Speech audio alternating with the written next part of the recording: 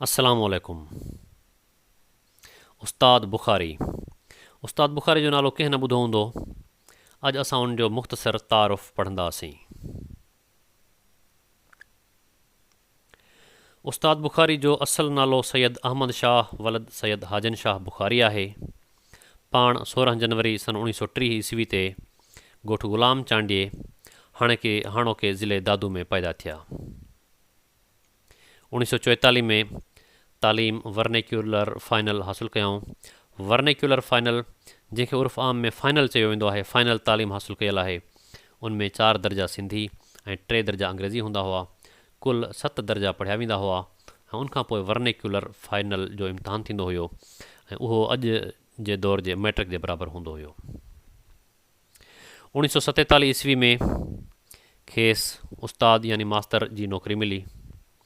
1964 ईस्वी में पाण सिंध यूनिवर्सिटी जामशोरे मां MA सिंधी अदब में MA जी डिग्री हासिलु कयऊं ऐं 1967 ईस्वी में लाड़काणे में लेक्चरार मुक़ररु थिया।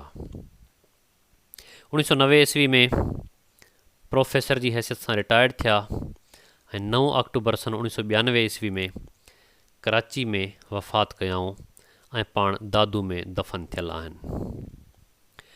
शागिर्दनि खे ख़ासि करे मां ॿुधाईंदो हलां त हीअ जेके सन लिखियल आहिनि, जेके बि साल लिखियल आहिनि, इहे सभई साल कंहिं सुवाल पुछण जे जवाब में तव्हांखे लिखणु लाज़मी न आहिनि, पर पैदाइश जो साल ऐं वफ़ात जो साल या पैदाइश जी तारीख़ ऐं वफ़ात जी तारीख़ साल सुमैत इहे तव्हांखे यादि करणु घुरिजनि।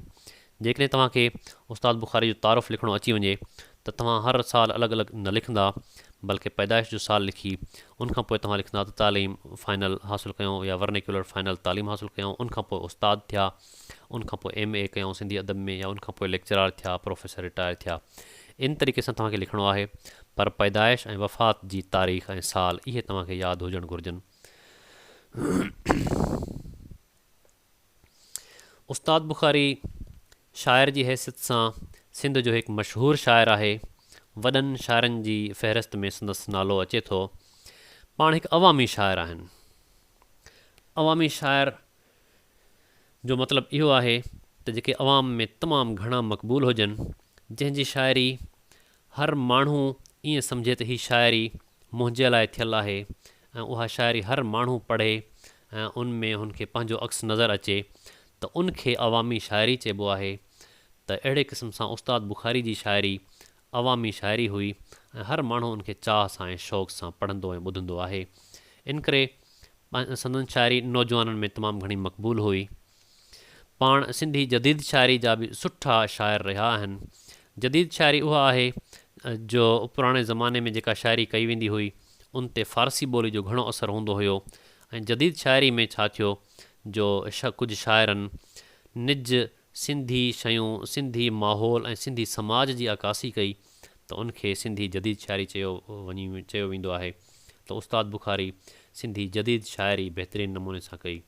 उनखां अलावा पाण सराइकी शाइरी बि कयऊं। संदसि शाइरी में गीत, बैत, चौसिटा, रुबायूं, गज़ल, नज़म ऐं किता वग़ैरह शामिल आहिनि। संदसि शाइरी रेडियो पाकिस्तान ते ऐं केस्टनि में तमामु घणी ॻाई वई। ख़ासि करे मंज़ूर सखीराणी, अनवर हुसैन विस्तड़ो ऐं सरमद सिंधी इन्हनि उस्ताद बुखारी जी तमामु घणी शाइरी ॻाई ऐं इन्हनि खे तमामु घणो मशहूरु कयो। संदसि शाइरी जा अटकल 24 किताब लिखियल आहिनि।